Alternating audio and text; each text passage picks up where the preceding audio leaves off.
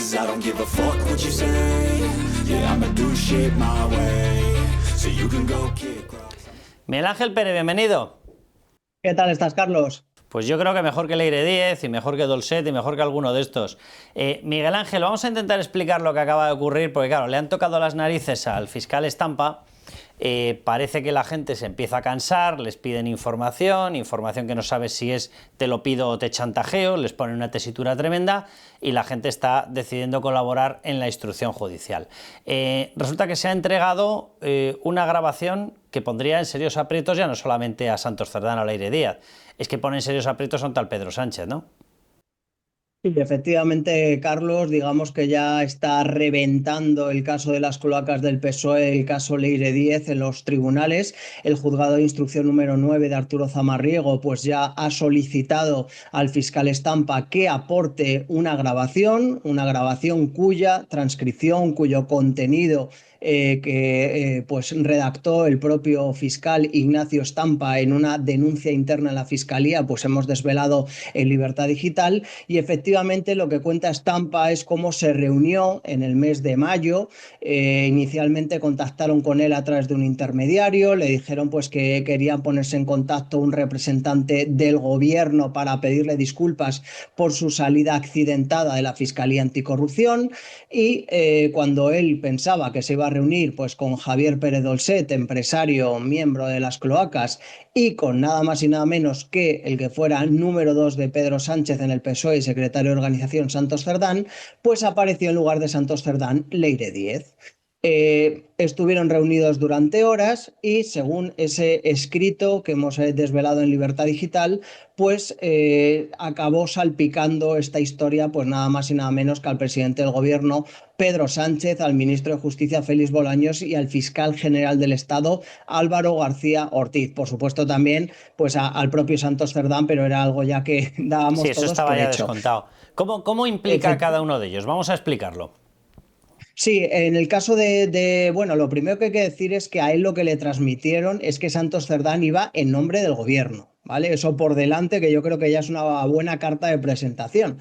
Y luego, obviamente, pues durante esa conversación, Javier Pérez Dolcet le explicó que Leire Díez había llamado a Dolcet cuando salió imputada Begoña Gómez, la esposa de Pedro Sánchez, y que Pedro Sánchez le transmitió a Leire Díez textualmente lo siguiente: le había dado orden de limpiar sin límite y que la situación había que revertirla, caiga quien caiga. Y que la Esa orden... fue la orden que habría dado Pedro Sánchez a Leire Díez. Leire Díez explica en algún momento cómo le llega la orden, vía Santos Cerdán, vía directa. Eso no queda claro en la denuncia del fiscal anticorrupción Alejandro Luzón, no sé, del fiscal, perdón, Ignacio Estampa. Lo que está claro es que esto se lo transmitió directamente Pedro Sánchez a Leire Díez, según el testimonio del propio Javier Pérez Dolcet. Y hay que decir que obviamente Pérez Dolcet dijo esto en la reunión delante de Leire Díez, y Leire Díez no le llevó la contraria ni le desacreditó, es decir, avaló efectivamente pues esa comunicación que habría tenido pues Leire Díez con el propio presidente del gobierno, Pedro Sánchez. También, como decíamos, pues quedaba salpicado de alguna forma el ministro de Justicia, Félix Bolaños, y el fiscal jefe anticorrupción, y por doble ocasión Pedro Sánchez. ¿Por qué? Porque el fiscal Ignacio Estampa preguntó en esa reunión a Leire Díez quién se iba a enterar de esta reunión. Y la contestación de Leire Díez fue que el ministro de Justicia, Félix Bolaños, el presidente del gobierno, Pedro Sánchez, y por supuesto también el fiscal general del Estado. Es decir, que iban a tener conocimiento, si ya no lo tenían previamente, de que efectivamente se había producido ese encuentro con el fiscal Ignacio Estampa. Y hay que recordar cuál era el objetivo, cuál era la petición de la cloaca al fiscal Estampa, porque al final esto de que se iban a disculpar en nombre del gobierno no dejaba de ser un cebo, de ser una coartada, una falsedad. Lo que querían del fiscal Ignacio Estampa era que le contaran supuestas irregularidades del fiscal jefe anticorrupción, Alejandro Luzón, de también el fiscal anticorrupción, José Grinda, y también del magistrado de la Audiencia Nacional, Manuel García Castellón, que entre otros casos había investigado el caso Villarejo. Bueno, había investigado el caso Villarejo y cuidado, porque Pedro Sánchez, si algo es una persona que se guarda las cosas y te las acaba haciendo pagar. Había investigado, por ejemplo, todo el tema de la famosa tarjeta de Dina Busselham, de la historia famosa de las fotografías que habría o no habría ahí, y que evidentemente aquello le afectó muchísimo a Pablo Iglesias. Y Pablo Iglesias exigió determinado trato a la gente que había estado investigando su relación con Dina. O sea, que es que sí, aquí había unos cuantos que evidentemente les tenían ojeriza por varias cosas. A ver, yo en todo esto, Miguel Ángel, siempre he tenido la sensación de que primero nos intentaron colar un señuelo brutal, que era Leire Díez maneja la cloaca. Leire Díez no está capacitada para manejar ni las cuentas de su comunidad de vecinos. Leire Díez era la operaria o la representante de Santos Cerdán, o la primera capataz que tenían en la trama pura y dura de cloaca, de mafia. Pero por encima había una persona que era Santos Cerdán, y por encima de Santos Cerdán alguien tenía que dar las órdenes.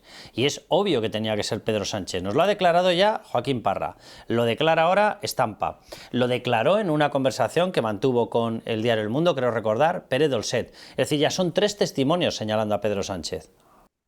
Efectivamente, yo creo que ya esto es una prueba definitiva de que esto no es la cloaca del PSOE, sino que es la cloaca de Pedro Sánchez, con nombres y apellidos. Y es que lo dicen ellos, lo dice la propia cloaca, y que, bueno, es muy ilustrativo, ¿no? Es decir, Pedro Sánchez pone en marcha toda esta maquinaria de fango, esta cloaca, en búsqueda de irregularidades de las personas que están investigando, una vez que imputan a Begoña Gómez. O sea que ahí ese es el móvil de esta cloaca, que es obviamente pues descalificar, desacreditar y acabar con los fiscales, agentes de la Guardia Civil, de la UCO, jueces, etcétera, que estuvieran investigando de alguna forma u otra pues al partido de Pedro Sánchez, a la mujer de Pedro Sánchez o al hermano de Pedro Sánchez.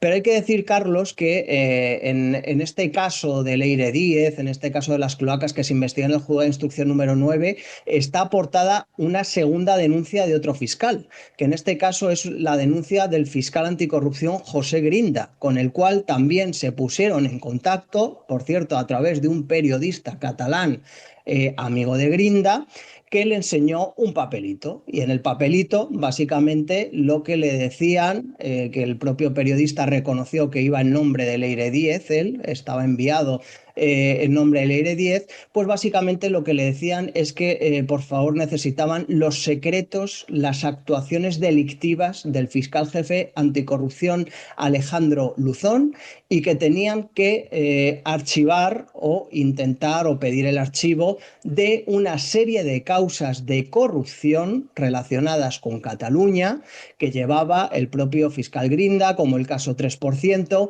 Por error también le pedían archivar el caso Puyol, que ni siquiera lo llevaba el fiscal José Grinda, y a cambio de eso pues le ofrecían un destino en el extranjero, entendemos que con un buen sueldo, y evitar una supuesta demanda que le iban a poner.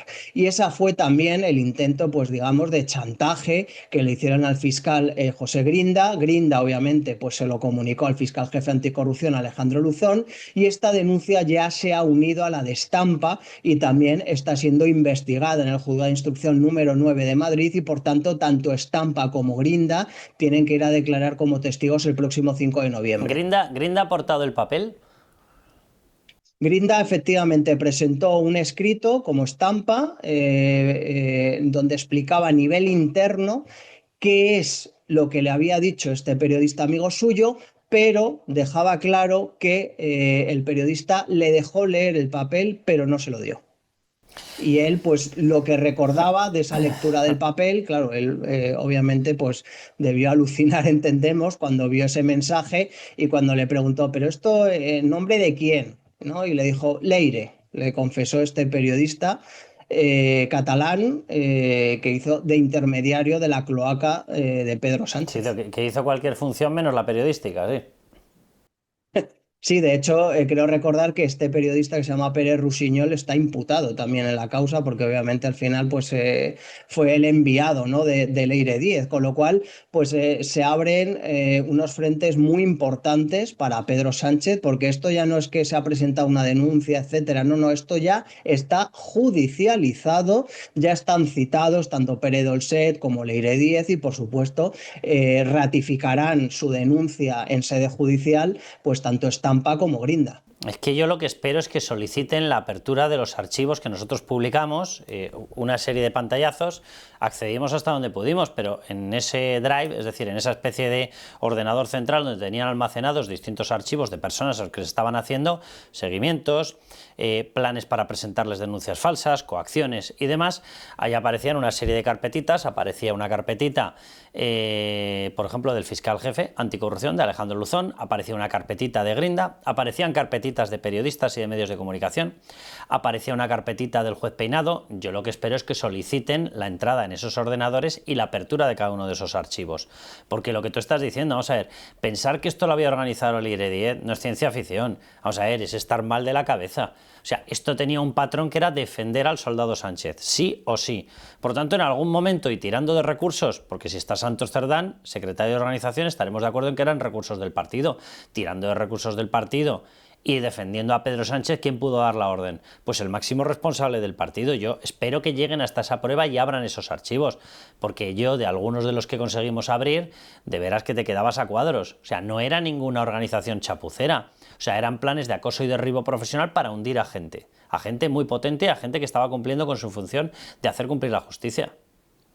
Bueno, es que la propia Leire Díez, según la denuncia de Estampa, le contó a Estampa que ella era la persona que había colocado el PSOE para dar una vuelta a lo que estaba sucediendo. Y luego hay un dato también muy importante que tú y yo hemos comentado en alguna conversación. Cuando se ponen en contacto con Grinda en el mes de febrero, el objetivo era acabar con el fiscal jefe anticorrupción, porque Anticorrupción pues había de alguna forma iniciado ese camino de colaboración con el empresario Víctor de Aldama. Y por eso Alejandro Luzón se convierte en el blanco, en uno de los blancos de la cloaca de Pedro Sánchez, porque semanas antes había dado luz verde a ese acuerdo de colaboración con Aldama, y los testimonios de Aldama, tanto en la Audiencia Nacional como en el Supremo, pues habían conseguido acorralar a Pedro Sánchez y señalar a medio gobierno, ¿no? Con lo cual, por eso, uno de los objetivos principales era el fiscal jefe anticorrupción. Que cuidado con esta historia, porque Víctor Aldama, que yo evidentemente no le voy a defender en todas las cosas que ha hecho, porque él mismo se ha autoinculpado, con lo cual son hechos delictivos, pero él siempre dijo una cosa con respecto a la trama de hidrocarburos, y ya veremos cómo acaba esta historia. Vamos a ver, Aldama estaba metido de hocicoz en la trama. Aldama era el amigo de la narcodictadora asesina Delcy Rodríguez. Aldama entra a negociar cosas con esa narcodictadura, cosas que pasaban por Nicolás Maduro, así que comprensión cero.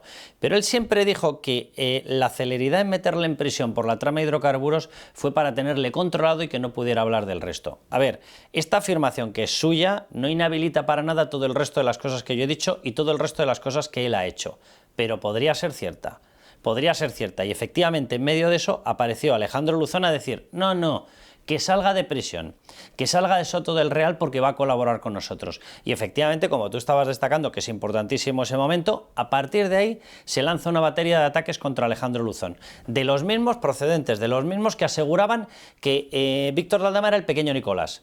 Pues para ser el pequeño Nicolás, anda que nos preocupa el material que tiene. Claro, y desde luego no deja de ser muy significativo lo que cuenta Estampa en su denuncia, ¿no? De su reunión con la cloaca, con Leire Díez y Pere Dolcet, iban a ser informados Pedro Sánchez, el ministro de Justicia Félix Bolaños y, por supuesto, también el fiscal general del Estado Álvaro García Ortiz. Es decir, al final estaban todos en el ajo y sabían perfectamente las maniobras que se estaban haciendo. O sea que tenemos el caso Begoña Gómez, la cátedra pasó por Moncloa, es decir, por Sánchez. El caso Mascarillas, el que cierra el grifo para que tenga que pasar exclusivamente por la trama o las tramas, fue Sánchez, pasa por él. El caso Delcy Rodríguez pasa por Pedro Sánchez porque él da el ok. El caso Petróleo Financiación, hombre, pasa tanto por él, básicamente como que el que se quiera imaginar que entra aquí petróleo venezolano sin que lo conozca el presidente del gobierno, que se lo haga mirar.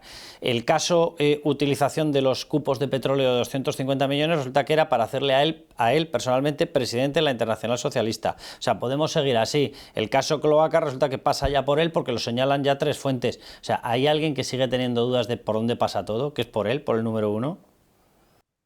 Desde luego, al final esto de Santos Cerdán no dejaba de ser un coordinador, pero al final el que tiene el mando es Pedro Sánchez. Es el que manda. Ya lo habíamos contado en muchísimas ocasiones, es que todos los objetivos eran marcados por Pedro Sánchez, porque precisamente era salvar a su mujer, a su hermano, a su partido, o sea, en fin, es que yo creo que no hay ninguna duda, ¿no? Y ya estamos con una denuncia en sede judicial en la cual pues se está señalando abiertamente al presidente del gobierno, Pedro Sánchez, o sea, que veremos a ver cómo sigue avanzando la investigación una vez se produzcan pues las declaraciones de los imputados y de los fiscales que han denunciado estos hechos. ¿Y a quién se ofreció este pasado fin de semana Pablo Iglesias para acabar con la prensa maliciosa, para acabar con la oposición? A Pedro Sánchez.